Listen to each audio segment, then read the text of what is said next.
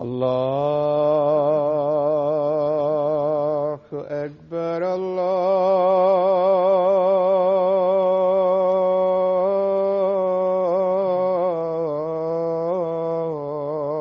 الله أكبر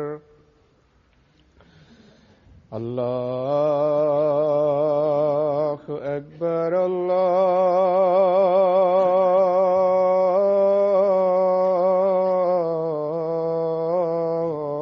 الله أكبر. أشهد أن لا إله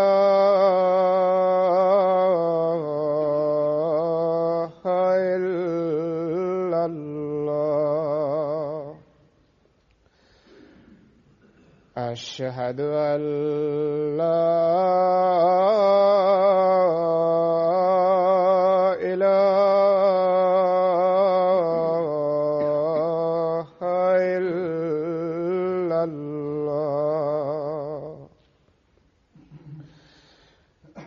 أشهد أن محمدًا رسول الله.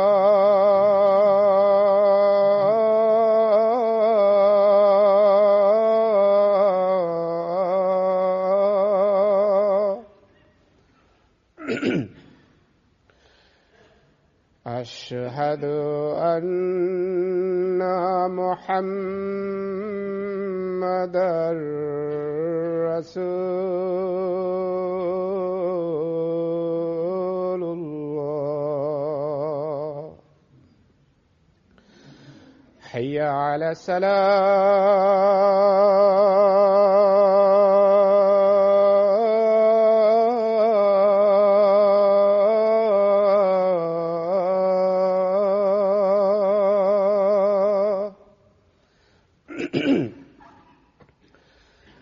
حي على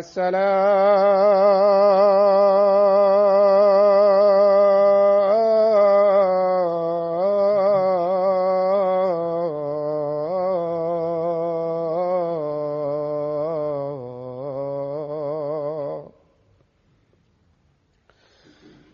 حي على الفلاح. حي على الفلاح.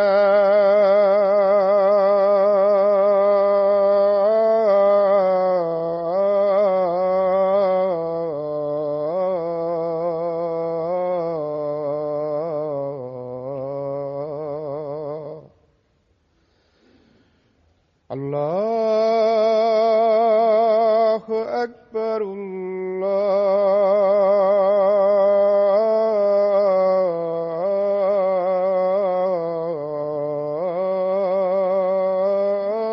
الله أكبر. لا إله إلا الله.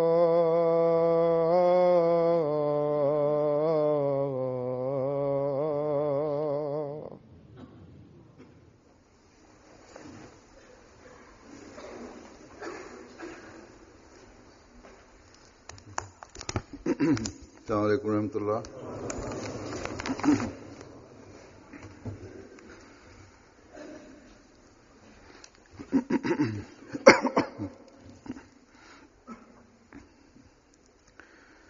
أشهد أن لا إله إلا الله وحده لا شريك له وأشهد أن محمدًا عبده ورسوله. أما بعد فأعوذ بالله من الشيطان الرجيم. بسم الله الرحمن الرحيم الحمد لله رب العالمين الرحمن الرحيم مالك يوم الدين إياك نعبد وإياك نستعين اهدنا الصراط المستقيم صراط الذين أنعمت عليهم غير المغضوب عليهم ولا الضالين.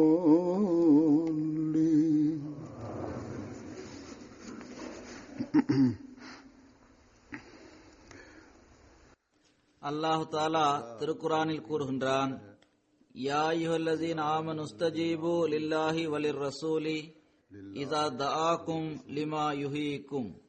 நம்பிக்கை கொண்டவர்களே, அல்லாஹ்வின் தூதர் உங்களுக்கு உயிர் கொடுப்பதற்காக அழைத்தால் நீங்கள் அல்லாஹ்வுக்கும் தூதருக்கும் பதிலளியுங்கள். அல்லாஹு தாலா தனது தூதர்களை வாழ்வை வழங்குவதற்காக அனுப்புகின்றான்.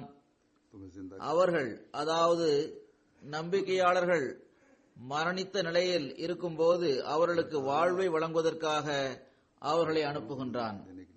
திருக்குரானின் இந்த சொற்களிலிருந்து இதுதான் தெரிய வருகின்றது. அதாவது இந்த வாழ்வு ஆன்மீக வாழ்வாகும். வெளிப்படையான மரணத்திலிருந்து உயிர் பெறுவது பற்றி இங்கு குறிப்பிடப்படவில்லை. இங்கு ஒரு உண்மையும் வெளிப்படுத்தி கூறப்பட்டிருக்கின்றது. அதாவது நம்பிக்கையாளர்கள் எப்போதும் நபியின் குரலுக்கு பதிலளித்தவாறு தங்களது சீர்திருத்தத்திற்கான வழிவகையை செய்து கொண்டே இருக்க வேண்டும். அல்லாஹ் தஆலா ஹஜ்ரத் நபிகள் நாயகம் ஸல்லல்லாஹு அலைஹி வஸல்லம் அவர்கள் மூலமாக நமது வாழ்விற்கான வழிவகையை செய்துள்ளான். அவன் திருக்குரானின் வடிவில் ஒரு முழுமையான நிறைவான ஷரியத்தை இறக்கியுள்ளான். இந்த ஷரியத்திற்கு ஏற்ப செயல்படுகின்ற முழுமையான முன்மாதிரியாக ஹஜ்ரத் நபிகள் நாயகம் ஸல்லல்லாஹு அலைஹி வஸல்லம் அவர்களை ஆக்கியுள்ளான். இதனை ஹஜ்ரத் நபிகள் நாயகம் ஸல்லல்லாஹு அலைஹி வஸல்லம் அவர்களுக்கு அருகில் இருந்தவர்கள் உணர்ந்தனர். எந்த அளவு ஒருவர் அவர்களுக்கு அருகில் இருந்தாரோ அந்த அளவு பெருமானார் ஸல்லல்லாஹு அலைஹி வஸல்லம் அவர்களது செயல் முன்மாதிரி மிக தெளிவாக அவருக்கு தெரிந்தது.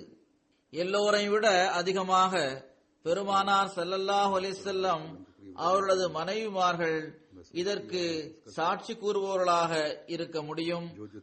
அவர்கள் அதற்கு சாட்சியாக இருந்தனர். அதனால்தான் ஒருவர் ஹஜ்ரத் ஆயிஷா ரலியல்லாஹு அன்ஹா அவர்களிடம் ஹஜ்ரத் நபிகள் நாயகம் ஸல்லல்லாஹு அலைஹி வஸல்லம் அவர்களது நல்லொழுக்கம் எவ்வாறு இருந்தது என்று கேட்டபோது ஹஜ்ரத் ஆயிஷா ரலியல்லாஹு அன்ஹா அவர்கள் கான ஹுலுகுல் குர்ஆன், அவர்களது நல்லொழுக்கம் குர்ஆனாக இருந்தது என்று பதில் கூறினார்கள். எவை திருக்குர்ஆனில் உள்ளதோ அவற்றின் செயல் முன்மாதிரியாக பெருமானார் ஸல்லல்லாஹு அலைஹி வஸல்லம் அவர்கள் இருக்கின்றார்கள். எனவே நபிமார்களது இருப்பு உலகில் ஒரு முன்மாதிரியாக திகழ்கின்றது. அவர்களது இருப்பு மற்றும் அவர்களது முன்மாதிரி ஆகியவற்றால் எவருக்காவது தடுமாற்றம் ஏற்படும் என்ற பேச்சுக்கே இடமில்லை. இங்கு இந்த வசனத்தில் அல்லாஹ்வையும் தூதரையும் இணைத்தவாறு எதனை அல்லாஹ் கூறுகின்றானோ அதனையே அல்லாஹ்வின் தூதரும் கூறுகின்றனர், செய்கின்றனர் என்று கூறியுள்ளான். எனவே நீங்கள் ஆன்மீக வாழ்வை விரும்பினால் பிறகு கண்களை மூடிவிட்டு தூதரை பின்பற்றி செல்லுங்கள், தூதரை பின்பற்றுங்கள், அவரது கட்டளைக்கேற்ப செயல்படுங்கள். ஹஜ்ரத் நபிகள் நாயகம் ஸல்லல்லாஹு அலைஹி வஸல்லம் அவர்களை பற்றி கூறும்போது நீங்கள் அல்லாஹ்வின் நேசத்தை விரும்புபவர்களாக இருந்தால் பெருமானார் ஸல்லல்லாஹு அலைஹி வஸல்லம் அவர்களை பின்பற்றி செல்வது அவசியமானதாகும் என்று அல்லாஹ் கூறுகின்றான். இறைவனது நேசம் கிடைக்கின்ற அந்த உயர் தகுதியின் மூலமாகத்தான் ஆன்மீகமான வாழ்வு கிடைக்கின்றது. எனவே உண்மையான ஆன்மீக வாழ்வை பெறுவதற்கு ஹஜ்ரத் நபிகள் நாயகம் ஸல்லல்லாஹு அலைஹி வஸல்லம் அவர்களது அழைப்பிற்கு செவியேற்பது அவசியமானதாகும். எதுவரை முஸ்லிம் என்று தன்னை கூறிக்கொள்பவர் உண்மையான முறையில் அல்லாஹ் ஹஜ்ரத் நபிகள் நாயகம் ஸல்லல்லாஹு அலைஹி வஸல்லம் அவர்களிடம் ஃபத்தபியூனி யுஹிபுக்குமுல்லாஹ், நீங்கள் என்னை பின்பற்றுங்கள், அல்லாஹ் உங்களை நேசிப்பான் என்ற சொற்களில் செய்யுமாறு கூறிய அறிவிப்பை ஏற்றுக்கொள்ளாமல் இருக்கின்றாரோ அந்த நேரம் வரை முஸ்லிம் என்று தன்னை கூறிக்கொள்பவர் தன்னை பெருமானார் ஸல்லல்லாஹு அலைஹி வஸல்லம் அவர்களை உண்மையாக பின்பற்றுபவர் என்றோ நம்பிக்கை கொள்பவர் என்றோ ஒருபோதும் கூற முடியாது. எனவே அவர்களை பின்பற்றுவதற்கு அவர்களது முன்மாதிரியை பற்றிய விவரங்கள் ஹஜ்ரத் ஆயிஷா ரலியல்லாஹு அன்ஹா அவர்கள் கூறியிருப்பது போன்று திருக்குர்ஆனின் வடிவில் நமக்கு முன்னால் இருக்கின்றது.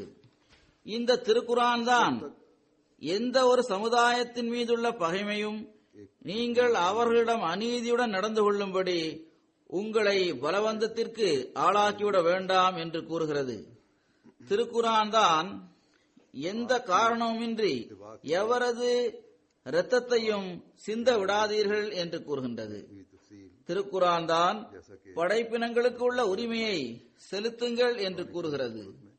திருக்குர்ஆன் தான் ஹஜ்ரத் நபிகள் நாயகம் ஸல்லல்லாஹு அலைஹி வஸல்லம் அவர்கள் அகில உலகங்களுக்கும் கருணையாக வந்தவர்கள் என்று கூறுகின்றது. எவ்வித மார்க்க சமுதாய பேதமும் இல்லாமல் அன்னார் ஒவ்வொருவருக்கும் கருணையாக இருக்கின்றார்கள் என்று அது கூறுகின்றது.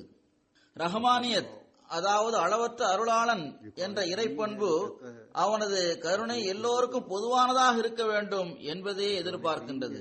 சுருக்கமாக, நீங்கள் எந்த அளவு திருக்குர்ஆனை படித்துக் கொண்டே செல்வீர்களோ அந்த அளவு அதிலிருந்து எல்லா வகையான வழிகாட்டலும் நேர்வழியும் கிடைத்துக் கொண்டே இருக்கும். எனவே இன்றைய முஸ்லிம்களின் தவறான செயல்களை பார்த்துவிட்டு ஹஜ்ரத் நபிகள் நாயகம் ஸல்லல்லாஹு அலைஹி வஸல்லம் அவர்கள் மீதும் இஸ்லாத்தின் மீதும் முஸ்லிம் அல்லாதவர்கள் மற்றும் ஆட்சேபனை செய்பவர்கள் செய்கின்ற ஒவ்வொரு ஆட்சேபனையையும் திருக்குர்ஆன் மறுக்கின்றது. நீங்கள் வாழ்வளிப்பதற்காக உங்களுடைய தூதர் வந்திருக்கின்றார் என்று கூறுகின்றீர்கள். உங்களது தூதரும் உங்களது மார்க்கமும் வழங்கி இருப்பது வாழ்வா என்ன என்று அவர்கள் ஆட்சேபனை செய்கின்றனர். நபிமார்கள் வாழ்வை தருவதற்காக வருகின்றனர். ஆனால் முஸ்லிம்களின் செயலும் மரணித்தவையாகத்தான் இருக்கின்றது. செயலளவிலும் இவர்கள் மனிதர்களது வாழ்க்கையை அழிப்பதில்தான் முன்னேறியுள்ளனர். அப்பாவிகளும் விதவைகளும் கொலை செய்யப்படுகின்றனர். பலமுறை மக்கள் இதுபோன்ற கேள்விகளை கேட்கின்றனர். அகமதிகளிடமும் கேட்கின்றனர். என்னிடம் இது பற்றி கேட்டவர்களிடம் நான் இந்த பதிலைத்தான் கூறுகின்றேன். அதாவது, உங்களது இந்த கேள்விக்கான பதிலை அல்லாஹும் அவனது தூதரும் இஸ்லாத்தின் ஆரம்ப நாட்களில் 1400 வருடங்களுக்கு முன்பே தந்துவிட்டனர். திருக்குர்ஆனில் சூரா ஜும்மாவின் இந்த வசனங்களில் அந்த பதில் இருக்கின்றது.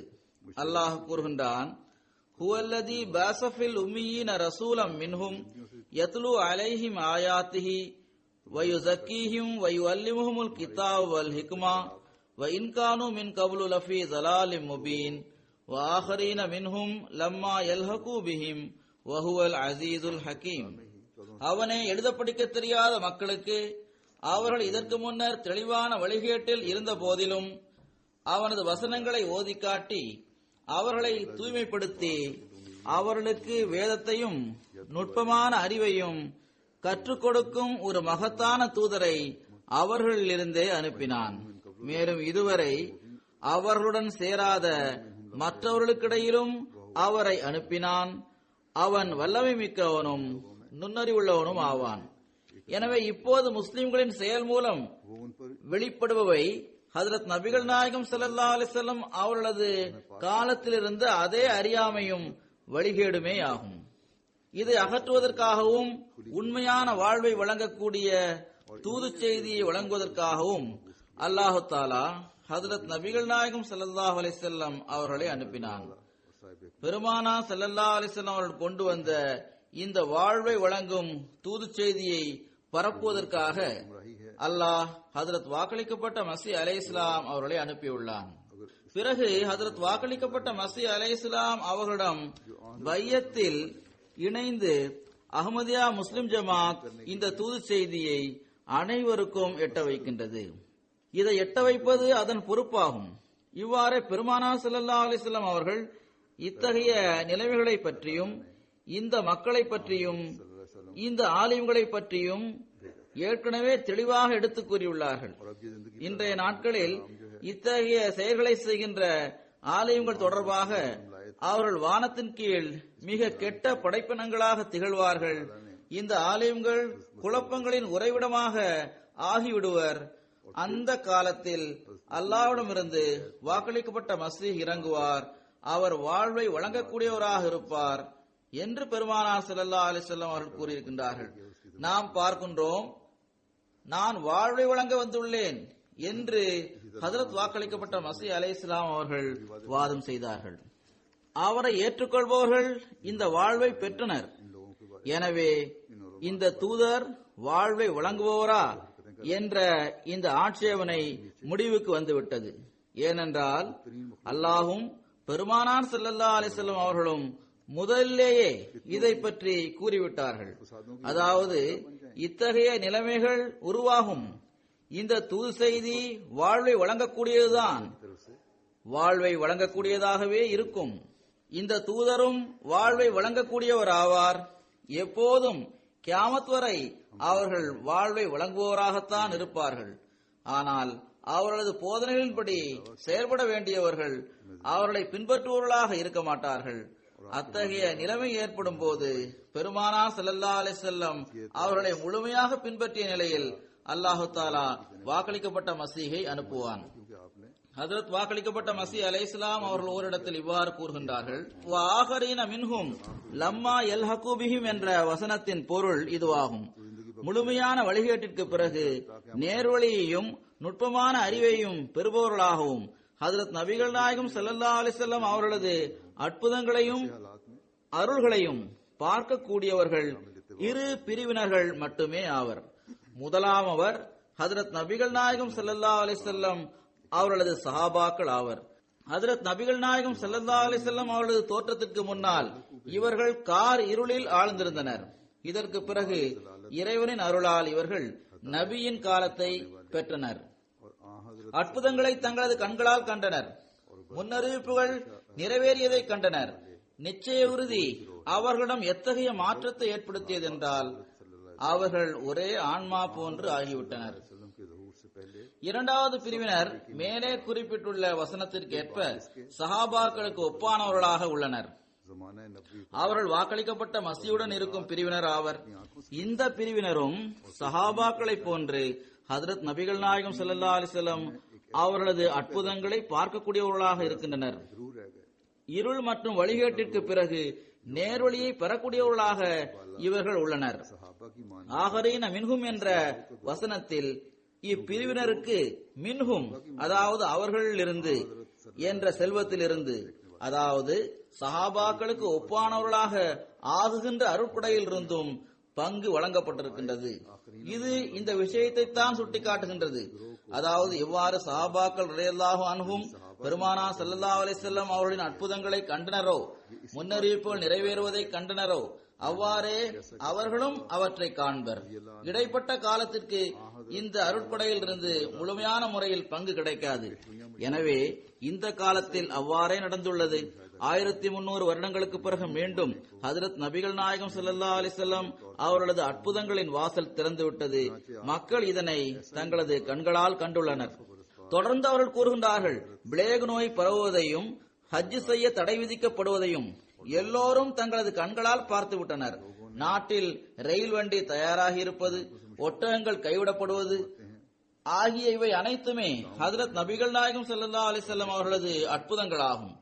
இவை இந்த காலத்தில் சஹாபாக்கள் அற்புதங்களை கண்டது போன்று நம்மால் பார்க்கப்பட்டிருக்கின்றது. இதன் காரணமாகவே அல்லாஹு ஜல்ல ஷானுஹு இந்த இறுதி பிரிவினரை மின்ஹும் என்ற சொல்லால் அழைத்துள்ளான். அதாவது அற்புதங்களை காண்பதில் அவர்களும் சஹாபாக்களின் நிறத்தை பெற்றுள்ளனர் என்பதை சுட்டிக்காட்டுவதற்கே இந்த சொல் பயன்படுத்தப்பட்டுள்ளது. சிந்தித்து பாருங்கள், கடந்த 1300 வருடங்களில் நபித்துவத்தின் வழியிலுள்ள இத்தகைய காலகட்டத்தை வேறு எவர்தான் பெற்றுள்ளார்? இந்த காலத்தில் உருவாக்கப்பட்டுள்ள நமது ஜமாத்திற்கு பல காரணங்களினாலும் சஹாபாக்களுடன் ஒப்புமை இருக்கின்றது. அவர்களும் சஹாபாக்கள் கண்டது போன்றே அற்புதங்களையும் அடையாளங்களையும் காண்கின்றனர். சஹாபாக்கள் பெற்றுக்கொண்டது போன்றே அவர்களும் இறைவனது புத்தம்புது உதவிகள் மூலம் ஒளியையும் நிச்சய உறுதியையும் பெற்றுக் கொண்டனர். அவர்கள் சஹாபாக்கள் தாங்கிக் கொண்டது போன்றே இறைவனது வழியில் பரிகாசம், எள்ளி நகையாடுதல், சாபமிடுதல், பல்வேறு விதமான உள்ளத்தை புண்படுத்துகின்ற விஷயங்கள், தீய சொற்கள், கருணையில்லாமல் நடந்து கொள்வது போன்ற எல்லா துன்பங்களையும் தாங்கிக் கொள்கின்றனர். சஹாபாக்கள் பெற்றுக்கொண்டது போன்றே அவர்கள் இறைவனது தெளிவான அடையாளங்கள், விண்ணின் உதவிகள், நுட்பமான போதனைகள் ஆகியவற்றின் மூலம் தூய வாழ்வை பெற்றுக் கொண்டனர். பலரும் அவர்களில் இவ்வாறு உள்ளனர். சஹாபாக்கள் அழுதது போன்றே அவர்கள் தொழுகைகளில் அழுகின்றனர்.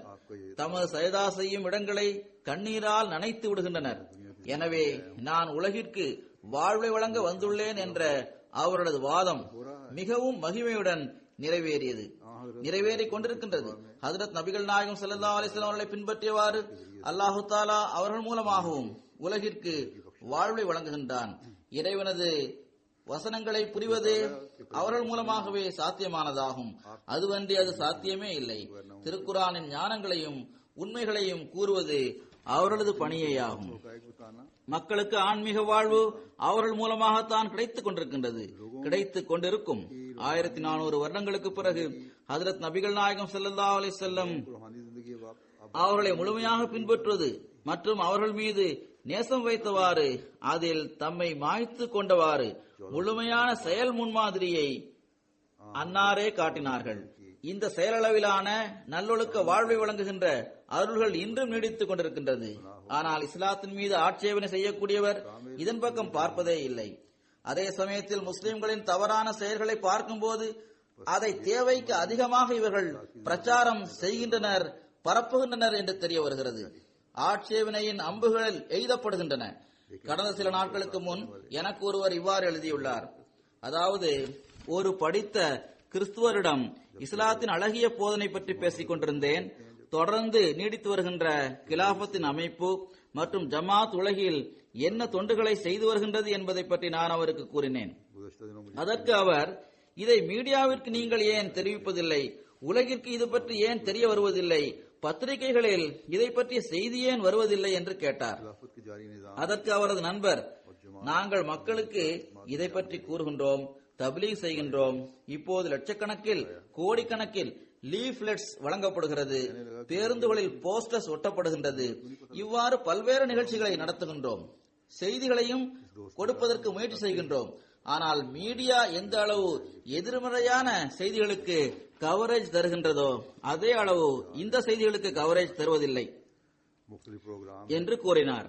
அப்போது அந்த கிறிஸ்துவ நண்பர் தாமாகவே, மீடியாவும் கூட மக்களது கவனத்தை தன் பக்கம் ஈர்ப்பதற்காக வியாபார நோக்கிலேயே செயல்படுகின்றது.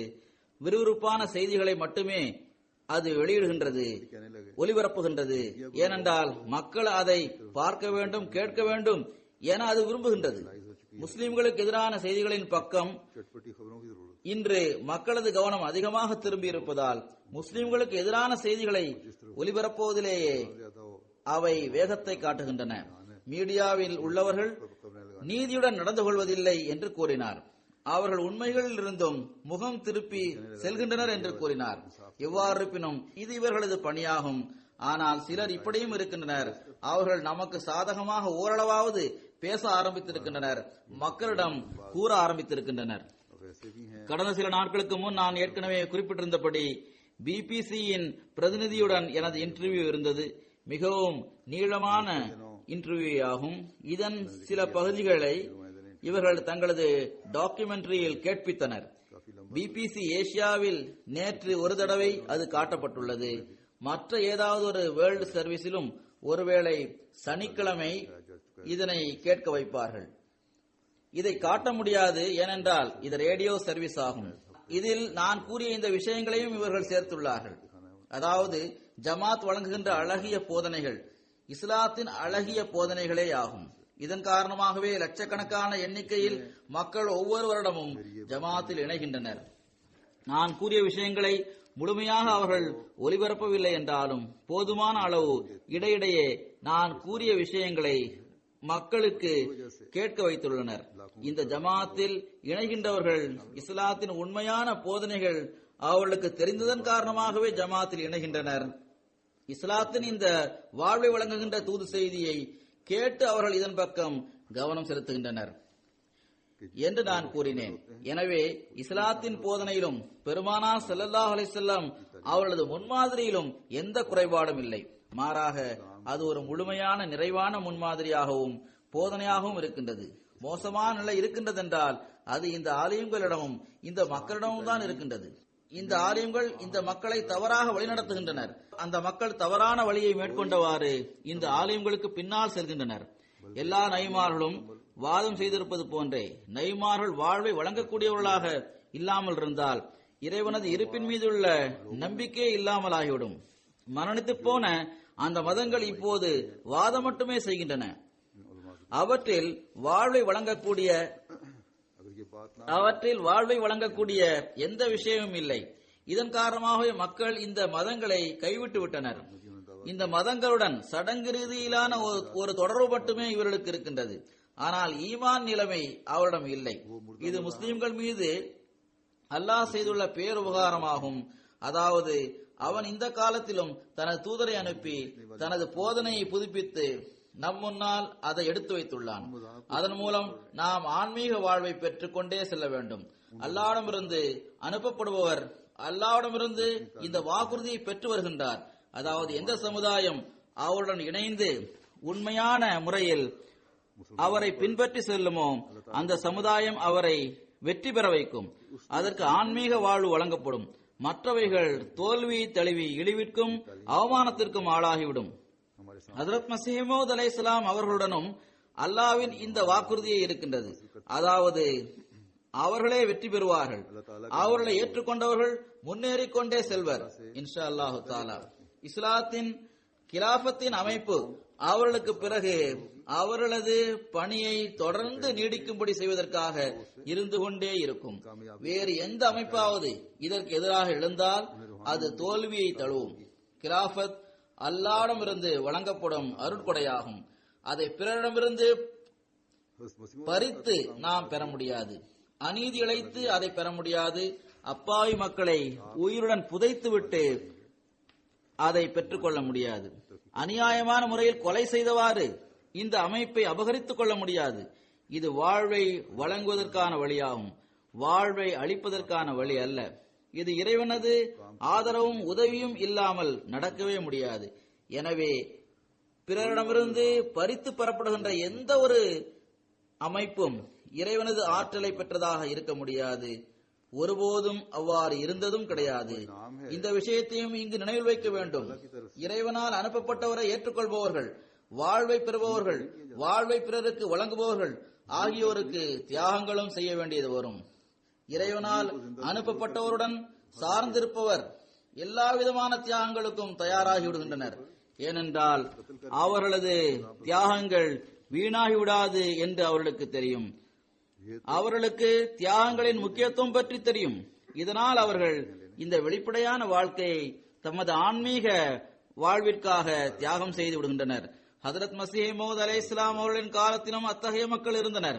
அவர்கள் தங்கள் குடும்பம், உறவினர், செல்வம், வியாபாரம் ஆகியவற்றை தியாகம் செய்தனர். எதுவரை என்றால் உயிரையும் கூட தியாகம் செய்து விடுகின்றனர்.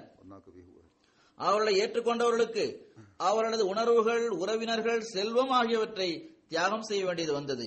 ஆனால் அவர்களில் உயிரை தியாகம் செய்தவர்களும் இருக்கின்றனர்.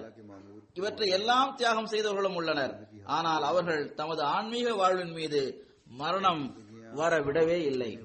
இன்றும் கூட நூற்றுக்கணக்கான, ஆயிரக்கணக்கான இப்படிப்பட்ட தியாகங்கள் செய்யக்கூடிய மக்கள் இருக்கின்றனர்.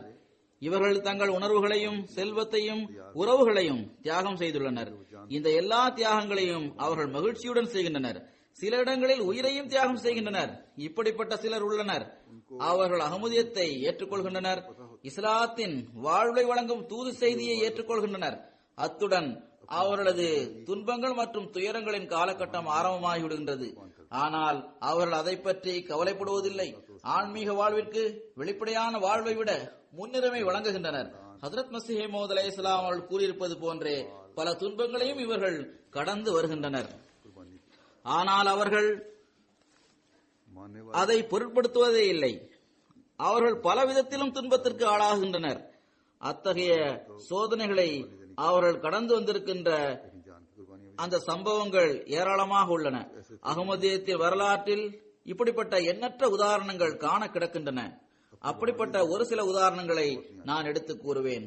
அவை உயிர் தியாகங்கள் அல்ல, ஆனால் அகமதியத்தை ஏற்றுக்கொண்டவுடன் இப்படிப்பட்டவர்களுக்கு தமது உணர்வுகளையும் தியாகம் செய்ய வேண்டியது வந்தது. சமுதாயம் இழைக்கின்ற துன்பங்களையும் தொல்லைகளையும் எதிரிட வேண்டியது வந்தது. அகமதியத்தை ஏற்றுக்கொண்டவுடன் சமுதாயத்தின் அடக்குமுறை இவர்கள் மீது இருந்தது. அரபு நாட்டை சார்ந்த ஹிசாமுத்தீன் சாஹிப் அவர்கள் தனது நண்பருக்கு ஒரு தூது செய்தி அனுப்பியுள்ளார். அதில், நான் சில நாட்களுக்கு முன்பு பையத் செய்தேன். இப்போது மிகவும் துன்பமான நிலைமையை எதிரிட வேண்டியது இருக்கின்றது என்று எழுதியிருந்தார். அவரது நண்பர் கூறுகின்றார், நான் அவருக்கு ஆறுதல் கூறினேன். அவரது நிலைமைகளை கேட்டேன். அதற்கு என்ன காரணம் என்றும் கேட்டேன். அதற்கு அவர், நானும் எனது மனைவியும் தப்லீக் ஜமாத்துடன் தொடர்புடையவர்களாக இருந்தோம். தப்லீக் சுற்றுப்பயணங்களில் சென்றோம். MTA புரோகிராமை பார்த்த போது ஹஜ்ரத் மஸீஹ் மவ்ஊத் அலைஹிஸ்ஸலாம் அவர்களது தூது செய்தியை நான் ஏற்றுக்கொண்டேன். அது உண்மையானதாகவும் வாழ்வை வழங்கக்கூடியதாகவும் எனக்கு இருந்தது. எனது மனைவி என்னை கடுமையாக எதிர்க்க ஆரம்பித்தார். எனது குடும்பத்தினரை எனக்கு எதிராக தூண்டினார். மௌலவிமார்களையும் எனக்கு எதிராக தூண்டினார். மௌலவிமார்கள் கேட்டுக்கொண்டதற்கிணங்க எனது மனைவி அல் ஹதர் பல்கலைக்கழகத்திலிருந்து நான் காஃபீர் என்று கூறப்பட்ட ஃபத்வாவையும் பெற்று அதை கொண்டு வந்தார். பிறகு நாங்கள் பிரிந்து விட்டோம். எங்களது நிக்கா முடிவுக்கு வந்துவிட்டது. இது மௌலவிகளின் வழிமுறையாகும். கூறுகின்றார்கள், இதற்கு பிறகு குடும்பத்தினர் நான் ஜமாத்தை விட்டுவிட வேண்டும் என்று மிகவும் வற்புறுத்தினர். ஆனால் நான் யாரை பற்றியும் கவலைப்படவில்லை. இந்த மனைவியின் மூலம் எனக்கு 4 குழந்தைகளும் இருக்கின்றனர். ஆனால் இவர்களையெல்லாம் விட்டு பிரிந்த பிறகும் அல்லாஹ்வின் அருளால் நான் எனது ஈமானில் நிலைத்திருக்கின்றேன். பையத்திற்கு பிறகுதான் நான் தனிமையில் இருப்பதன் உண்மை நிலை எனக்கு புரிய வந்தது. பெருமானார் ஸல்லல்லாஹு அலைஹி வஸல்லம் அவர்கள், இஸ்லாம் எவரும் அறியப்படாத ஏழ்மை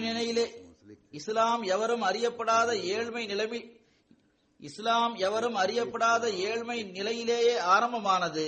மீண்டும் அதே நிலைக்கு அது திரும்பிவிடும் என்று கூறிய அந்த கூற்று அப்போதுதான் எனக்கு புரிய வந்தது.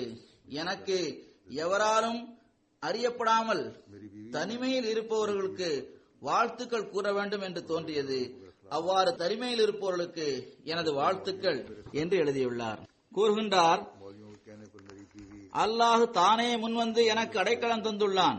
அவனே எனது பாதுகாவலனாக ஆகியுள்ளான். நான் ஒருபோதும் தடுமாறாமல் இருக்கும்படி அல்லாஹ் செய்வானாக. நான் ஒருபோதும் தடுமாற்றம் அடைய மாட்டேன். உறுதியான பாதங்களுடன் நிலைத்திருப்பேன் என்று எழுதியுள்ளார். இவ்வாறே தன்சானியாவில், கிழக்கு ஆப்பிரிக்காவில் பல்வேறு பகுதிகளில், அதாவது சியாங்கோ ரீஜனின் சில பகுதிகளின் நிலவரம் பற்றி நமது அமீர் சாஹிப் எழுதுகின்றார்கள். சில தப்லீக் நிகழ்ச்சிகளை நடத்துவதற்கான சந்தர்ப்பம் கிடைத்தது. பல இடங்களிலும் புதிய பையத்துகள் நடந்தன. இவற்றில் சோங்கா மேலே என்ற ஒரு கிராமம் இருக்கின்றது. அங்கு அகமதி அல்லாதவர்களின் பள்ளிவாசலும் இருக்கின்றது. பள்ளிவாசலில் தொழக்கூடியவர்களில் ஏறக்குறைய 90% முஸ்லிம்கள் அகமதியா ஜமாத்தில் இணைந்து விட்டனர். பிறகு டன்சானியாவில் அகமதி அல்லாத முஸ்லிம்களின் அமைப்பான பகுவாட்டா இருக்கின்றது. இந்த அமைப்பு முஸ்லிம்களின் பிரதிநிதியாக திகழும் அமைப்பாக கருதப்படுகின்றது. இந்த அமைப்பு ஜமாத்தை கடுமையாக எதிர்க்க ஆரம்பித்தது. முதலில் அவர்கள் அகமதிகளை அச்சுறுத்தினர், மிரட்டினர். உடனடியாக தர்பியத் ஆரம்பமாகிவிட வேண்டும் என்பதற்காக அகமதிகள் முஅல்லிம்களை அனுப்பி வைத்தனர். இவர்கள் தர்பியத் வழங்க ஆரம்பித்தனர். இதனால் இவர்களது ஈமானில் வலிமை ஏற்பட்டுக் கொண்டே இருந்தது. இஸ்லாத்தின் உண்மையான போதனை தொடர்பான அறிவு அவர்களுக்கு கிடைத்துக் கொண்டே இருந்தது. அதன் காரணமாக அவர்கள் எந்த ஒரு அச்சுறுத்தலையும் மிரட்டலையும் பொருட்படுத்தவே இல்லை. இறுதியில் அவர்கள் தங்களது பள்ளிவாசலில் அகமதிகளை தொழுவதிலிருந்தும் தடுத்தனர். இவர்கள் வேறொரு இடத்தில் தொழுவதற்கான இடத்தை அமைத்துக் கொண்டனர். தங்களது பள்ளிவாசலை கட்டுவதற்கு முடிவு செய்தனர். இதற்கு பிறகு எதிர்ப்பு புதிய திசையில் ஆரம்பமானது. மாவட்ட அமைப்பில் இருந்த பொறுப்பாளர்களும் சுன்னி முஸ்லிமாக இருந்த ஒரு போலீஸ் அதிகாரியும் பகுவாட்டா என்ற இந்த அமைப்புடன் சேர்ந்து கொண்டு கிராமத்தில் இருந்த புதிய அகமதிகளுக்கு தொந்தரவு கொடுக்க ஆரம்பித்தனர். மொல்லிம் சாய் உட்பட 2 நபர்களை கைது செய்தனர். சிறிது காலம் கழிந்த பிறகு அவர்களை விட்டுவிட்டனர். பிறகு சில நாட்கள் கழிந்த பிறகு 2வது முறையாக நமது மொல்லிமையும் 3 அல்லது 4 நபர்களையும் கைது செய்தனர். அவர்கள் மீது வழக்கம் தொடரப்படும் என்ற நிலை இருந்தது. பல்வேறு குற்றச்சாட்டுகளை அவர்கள் அகமதிகள் மீது சுமத்தினர். இவர்கள் எங்களது பள்ளிவாசலுக்கு தீ வைக்க வந்தனர், இவ்வாறு இவர்கள் அமைதியை சீர்குலைக்கின்றனர் என்று குற்றம் சுமத்தினர். அவர்கள் தாமே செய்கின்ற செயல்களை அகமதிகள் செய்ததாக கூறினர். ஆனால் அல்லாஹ் அருள் செய்தான். எவ்வாறு இருப்பினும் இவர்கள் எல்லோருமே தங்களது ஈமான நிலைத்து நிற்கின்றார்கள். எதை பற்றியும் அவர்கள் கவலைப்படவில்லை. பல துன்பங்களையும் இவர்கள் கடந்து வர வேண்டியது வந்தது. இப்போது 3வது உதாரணத்தை கூறுகின்றேன். முதலில் கிழக்கு ஆப்பிரிக்காவின் உதாரணத்தை கூறினேன். இப்போது மேற்கு ஆப்பிரிக்காவின் உதாரணத்தை கூறப்போகின்றேன். பிரெஞ்சு பகுதியான போர்கினோ போசுவில் கன்சார்கு என்ற ஒரு இடம் இருக்கின்றது. அங்கு கடந்த வருடம் 500 பையத்துகள் நடந்தன. கிராமத்தின் சீஃபும் இமாமும் பையத் செய்திருந்தனர். இறுதியில் இன்னொரு கிராமத்தில் உள்ள இவர்களது நெருங்கிய உறவினர்கள் இவர்களை கடுமையாக எதிர்க்க ஆரம்பித்தனர். சோசியல் பாய்காட் செய்தனர். சலாம் கூறுவது, சந்திப்பது, கொடுக்கல் வாங்கல் ஆகிய எல்லாவற்றையும் நிறுத்திவிட்டனர். அந்த சிற்றூரில் அல்லது அந்த கிராமத்தில் ஒரு சிறு இடத்தில் அகமதிகள் தொழுது வந்தனர். அங்கு அகமதிகள் தொழுவதை அவர்கள் தடை செய்தனர். எதிர்ப்பு அதிகமாகிக் கொண்டே இருந்தது. ஆனால் இவ்வாறு இருந்தும் கூட அல்லாஹ்வின் அருளால் மிக தூரத்தில் உள்ள பகுதிகளில் வசிக்கும் இம்மக்கள் வெளிப்படையாக பார்க்கும்போது படிக்காதவர்கள் என்று இவர்கள் கூறப்படுகின்றனர். இவர்கள் எந்த எதிர்ப்பை பற்றியும் கவலைப்படுவதே இல்லை. தங்களது ஈமானை பாதுகாத்தவாறு அதில் அவர்கள் நிலைத்திருக்கின்றனர். பிறகு அல்லாஹ் தஆலா அங்குள்ள நிலைமைகளை சரி செய்து விட்டான். ஹஜ்ரத் மஸீஹ் மவ்ஊத் அலைஹிஸ்ஸலாம் அவர்கள் கூறியிருப்பது போன்று இப்படிப்பட்ட எதிர்ப்புகளை நம்மில் ஒவ்வொருவரும் கடந்து செல்ல வேண்டியது வரும். பழைய மக்களின் உதாரணங்களையும் நான் கூறியுள்ளேன். இப்படிப்பட்ட எண்ணற்ற உதாரணங்கள் உள்ளன. இந்த புத்தம்பது உதாரணங்களை நான் கூறுவதற்கு காரணம், அல்லாஹ் எந்த அளவு வேகமாக தனது அருளால் உள்ளங்களில் ஈமானை நிறைத்து விட்டான், மேலும் உள்ளங்களில் அவன் ஈமானை நிறைத்துக் கொண்டிருக்கின்றான் என்பதை நாம் பார்க்கின்றோம். அதற்கு பிறகு இம்மக்கள் எல்லா விதமான தியாகங்களுக்கும் தயாராகி விடுகின்றனர். இம்மக்கள் உலகின் பல்வேறு நாடுகளில் இருக்கின்றனர். இவர்கள் அஹ்மதியத் மற்றும் உண்மையான இஸ்லாத்தின் தூது செய்தியை புரிந்து தங்களது ஆன்மீக வாழ்விற்கான வழிவகையை செய்கின்றனர். இந்த பணி அல்லாஹ்வின் உதவி இல்லாமல் நடைபெற முடியாது. இறைவனால் அனுப்பப்பட்டவர்களுக்கு இருக்கும் தைரியத்தாலும் இந்த பணி நடக்க முடியாது. அல்லாஹ்வால் அனுப்பப்பட்டவருக்கு அல்லாஹ்வின் உதவிகள் எப்போதும் இருந்து வருவதால் இந்த பணிகள் நடக்கின்றன. அல்லாஹ்வின் உதவி கிடைக்காதவரை நமது முபல்லீகளும் நமது அமைப்பும் இந்த பணியை செய்துவிட முடியாது. இந்த உதவிகள்தான் தியாகங்களுக்காக நம்மை தயார் செய்கின்றது, உறுதியாக நிலைநிற்கின்ற தன்மையை வழங்குகின்றது. பல பாகிஸ்தானிகளும் கூட அஹ்மதியத்தை ஏற்றுக்கொள்கின்றனர். சில நேரங்களில் பல இடங்களில் வைத்து, பல நாடுகளில் வைத்து அவர்களுடன் எனது சந்திப்பும் இருந்திருக்கின்றது. அவர்களிடம் நான் சில துன்பங்களை எதிரிட வேண்டியது வரும், கொடுமைகளை சகித்துக் கொள்ள வேண்டியது வரும். பாகிஸ்தானுக்கு போக முடியாது, அங்கு போனால் கஷ்டம் ஏற்படும் என்று நான் அவர்களிடம் கூறினேன். சிலர் பாகிஸ்தான் செல்லவும் செய்கின்றனர். அவர்கள், நாங்கள் நன்றாக சிந்தித்த பிறகு ஜமாத்தை ஏற்றுக்கொண்டோம், நாங்கள் உறுதியான பாதங்களுடன் நிலைத்திருப்போம் இன்ஷா அல்லாஹு தாலா என்று கூறுகின்றனர். இவை உலக வழிமுறைகளாகும். இந்த வழிமுறைக்கேற்ப உலகம் நடந்து கொள்கின்றது. அதாவது எந்த ஒரு நோக்கத்தை அடைவதற்கும் உழைக்க வேண்டியது வரும், தியாகங்கள் செய்ய வேண்டியது வரும். பெரும் நோக்கங்களை அடைவதற்கு பெரும் தியாகங்கள் செய்ய வேண்டியது வரும். எனவே நிரந்தரமான ஆன்மீக வாழ்வை பெறுவதற்காக அத்துடன் தியாகங்களும் செய்து கொண்டே இருக்க வேண்டும். ஆனால் அல்லாஹு தாலா சில நேரங்களில் எல்லா விதமான தியாகங்களை செய்வதற்கும் தயாராக இருக்கின்ற மக்களுக்கு தியாகங்கள் செய்யாமலேயே எந்த அளவுக்கு வழங்கி விடுகின்றான் என்றால் மனிதன் இதை பார்த்து வியப்பில் ஆழ்ந்து விடுகின்றான். மனிதன் தனது சக்திக்கேற்ப இறைவனது பண்புகளின் சில சாதாரண முன்மாதிரிகளை தன் மூலமாக காட்டுவதற்கு முயற்சி செய்யும் போது தனது முன்மாதிரியை காட்டியவாறு பிறருக்கு அவனால் வழங்க முடியும் என்றால் இறைவனோ மிகவும் தாராள மனப்பான்மை உடையவனாக இருக்கின்றான். அவன் மனிதனின் எண்ணங்களுக்கு கூட எண்ணற்ற பலன்களை தர முடியும். அவனது கொடைக்கு ஒரு அளவே இல்லை. மனிதனின் தியாகம், பிறகு அந்த தியாகத்தின் காரணமாக இறைவனது அருட்கொடை ஆகியவற்றை விளக்குவதற்காக நாம் ஒரு உலக உதாரணத்தை எடுத்து கூறுகின்றோம். பலரும் இதை ஏற்கனவே கேட்டிருப்பர். ஈரானை சார்ந்த ஒரு அரசர் இருந்தார்.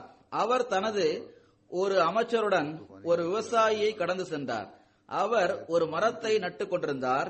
ஆனால் வயதை பொறுத்தவரையில் அவர் எவ்வளவு முதிர்ந்தவராக இருந்தார் என்றால் அந்த மரத்தின் பழங்களால் அவருக்கு எந்த பயனும் கிடைக்க முடியாத நிலையில் அவர் இருந்தார். அரசர் அவரிடத்தில் இந்த மரத்தை நடுவதால் உனக்கு என்ன பலன் கிடைக்கப் போகிறது என்று கேட்டார்.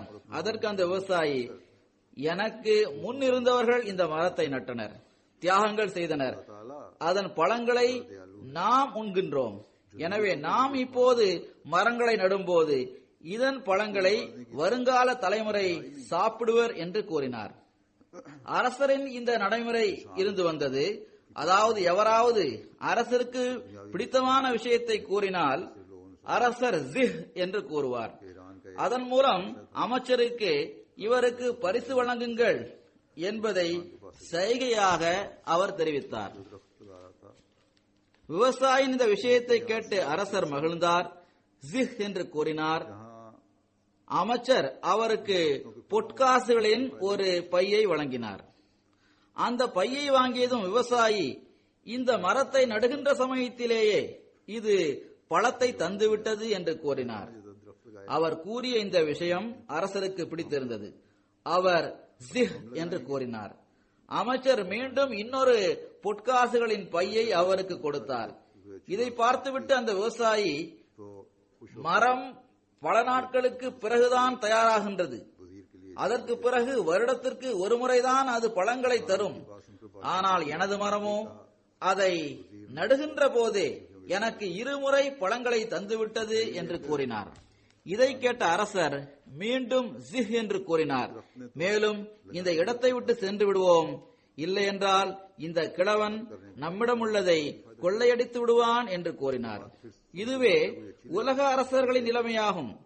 எங்கு அவர்கள் பிறருக்கு பரிசுகளை வழங்குகின்றனரோ அங்கு அவர்களது கருவூலம் காலியாகி விடுமோ என்ற அச்சமும் அவர்களுக்கு இருக்கும். ஆனால் நமது இறைவன் தனது அருட்கொடையை வழங்குகின்றான், அதை வழங்கிக் கொண்டே செல்கின்றான். அந்த கருவூலம் ஒருபோதும் முடிவடையாது. அது ஆன்மீக வாழ்வை வழங்கிய பிறகு நிரந்தரமான வாழ்வை வழங்குகிறது. மறுமை வாழ்விலும் அருட்கொடைகளை அவன் வழங்கிக் கொண்டே செல்வான், அதை அதிகமாக்கிக் கொண்டே இருப்பான். ஆனால் இதை பெறுவதற்காக எவ்வாறு இந்த முதிய வயதிலுள்ள விவசாயி தியாகம் செய்தாரோ அதுபோன்று நாமும் தியாகங்கள் செய்ய வேண்டியது வரும். அப்படிப்பட்ட தியாகங்களின் உடனடியான பலன்களை நாம் பார்க்க முடியாது. ஆனால் அந்த தியாகங்களுக்கு பின்னால் மிகவும் மகத்தான பலன்கள் இருக்கின்றன. நபிமார்களை பின்பற்றுபவர்களும் இதே வழிமுறைக்கேற்பவே தியாகங்களை செய்கின்றனர். பிறகு அவர்களும் அவர்களது ஜமாத்துகளும் வெற்றி பெற்றுக் கொண்டே செல்கின்றனர். மற்றவர்களை இறைவன் இழிவிற்கும் அவமானத்திற்கும் ஆளாக்கி விடுகின்றான். ஹஜ்ரத் ஈசா அலைஹிஸ்ஸலாம் அவர்களது ஹவாரியின்களுக்கு என்னென்ன கொடுமைகள் எல்லாம் இழைக்கப்பட்டன.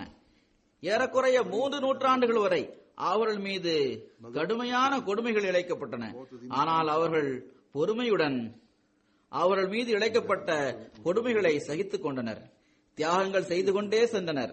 இதுவரை என்றால் 3வது நூற்றாண்டில் ரோமாபுரியின் மன்னர் கிறிஸ்துவத்தை ஏற்றுக்கொண்ட பிறகுதான் அவர்களுக்கு விடுதலை கிடைத்தது. அவர்கள் இந்த துன்பங்களின் காலகட்டத்தை குகைகளில் மறைந்து இருந்தவாறு கழித்தனர். கிறிஸ்துவர்கள் மலையில் உள்ள குகைகளில் மறைந்திருந்தவாறு தங்களது ஈமானை பாதுகாத்து வந்தனர். தங்களது ஆன்மீக வாழ்வை பாதுகாத்துக் கொள்வதற்காக அவர்கள் பாறாங்கற்களுக்கு பின்னால் சென்று ஒளிந்து கொண்டனர். ஏனென்றால் ஒரு நாள் அவர்களுக்கு விடுதலை கிடைத்துவிடும் என்ற உறுதி இருந்தது. இவ்வாறு இன்று முஹம்மதிய மசீஹின் அடிமைகள் உள்ளனர். நாம் தான் வெற்றி பெறுவோம் இன்ஷா அல்லாஹு தாலா என்பதில் அவர்களுக்கு இவர்களை விட அதிகமாக உறுதியான நம்பிக்கை இருக்கின்றது. நாமும் துன்பங்களின் இந்த காலகட்டத்தில் நமது ஈமானை பாதுகாத்துக் கொள்ள வேண்டும்.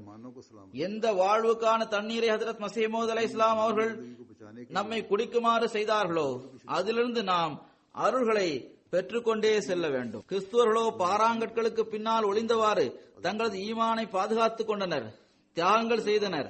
நாம் நமது ஈமானை பாறாங்கற்கள் போன்று வலுவானதாக வைத்துக் கொள்ள வேண்டும். அதை நாம் நமது செயலால் நிரூபித்து காட்ட வேண்டும். அதன் மூலம் அந்த அருள்கள் எப்போதும் நீடித்திருக்க வேண்டும். பலகீனமான ஈமான் உள்ளவர்கள் இதற்கு முன்னரும் இருந்தனர். இப்போதும் பலரிடம் அத்தகைய ஈமான் இருக்கின்றது. ஆனால் நாமோ இறைவனால் அனுப்பப்பட்டவரது பணி புது வாழ்வை வழங்குவதாகும் என்பதை நிரூபித்து காட்ட வேண்டும். ஈமானுக்கு வலுவூட்ட வேண்டும். எந்நிலையிலும் இதனை இன்ஷா அல்லாஹ் நாம் நம்மில் உருவாக்க வேண்டும். இந்த நிலைமையை நாம் எப்போது வெளிப்படுத்த முடியும் என்றால், எப்போது நாம் வெற்றி ஹஜ்ரத் மஸீஹ் மவ்ஊத் அலைஹிஸ்ஸலாம் அவருடைய ஜமாத்திற்கே கிடைக்கும் என்பதில் முழுமையான நம்பிக்கை உடையவராக இருப்போமோ அப்போதுதான் இது நடக்கும். ஜமாத்தின் தனிநபர் என்ற நிலையில் இந்த வெற்றியில் நானும் எனது பங்கை செலுத்த வேண்டும் என்ற விஷயத்தை நம்மில் ஒவ்வொருவரும் புரிய வேண்டும்.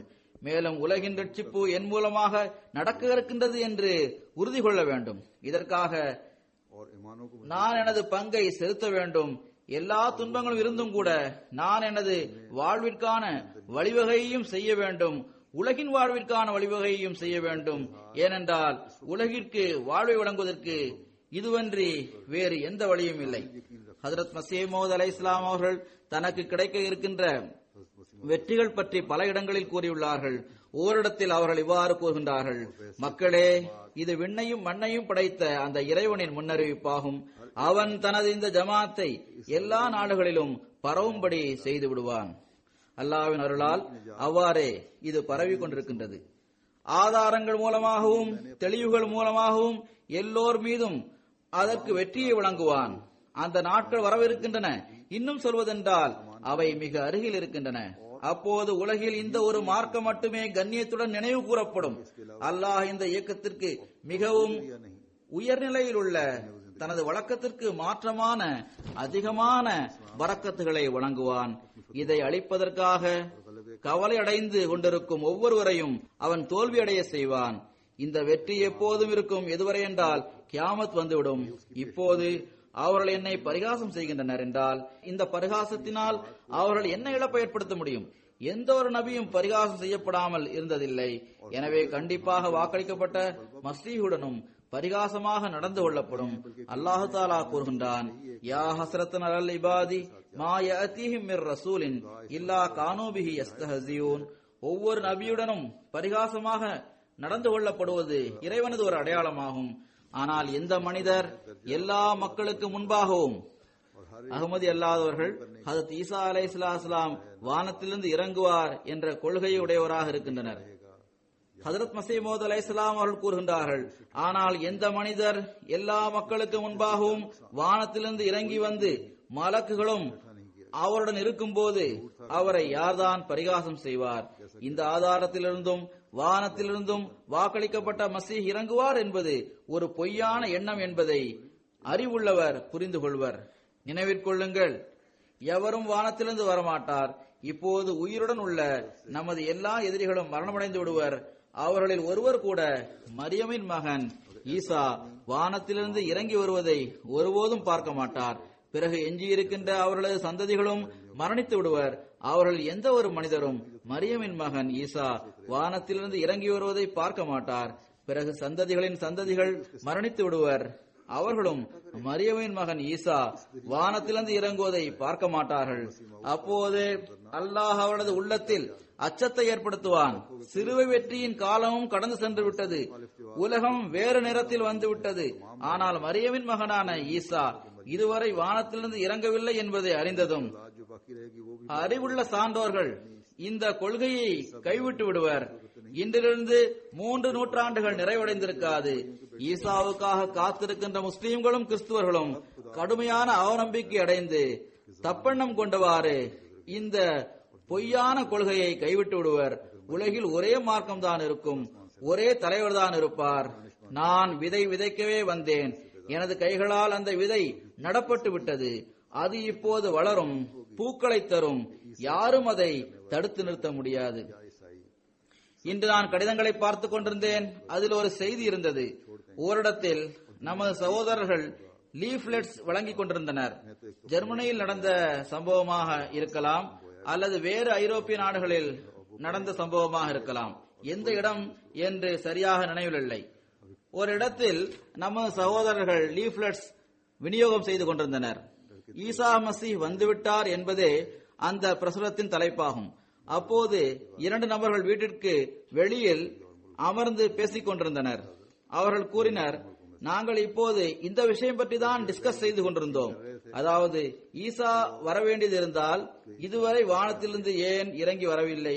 அவர் வரமாட்டார் என்றால் பூமியிலிருந்து தான் வர வேண்டும் என்றால் யார் வருவார், எப்போது வருவார் என்று நாங்கள் டிஸ்கஸ் செய்து கொண்டிருக்கும் போதே நீங்கள் இந்த லீஃப்லெட்ஸை கொண்டு வந்தீர்கள்.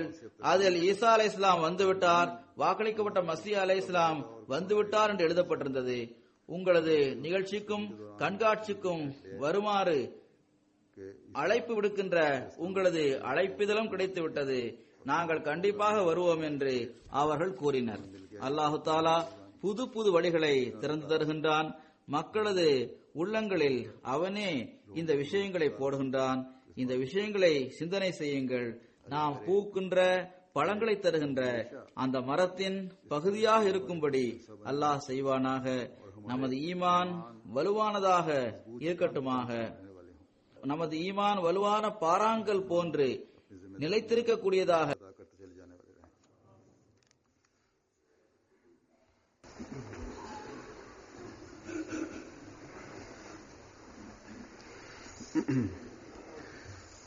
Alhamdulillah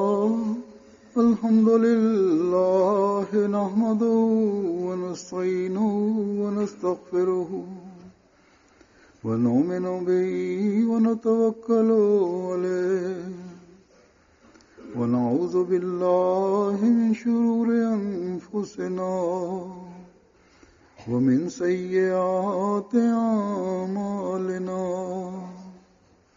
من يهده الله فلا مضل له ومن يضلله فلا هادي له ونشهد أن لا إله إلا الله ونشهد أن محمدا عبده ورسوله.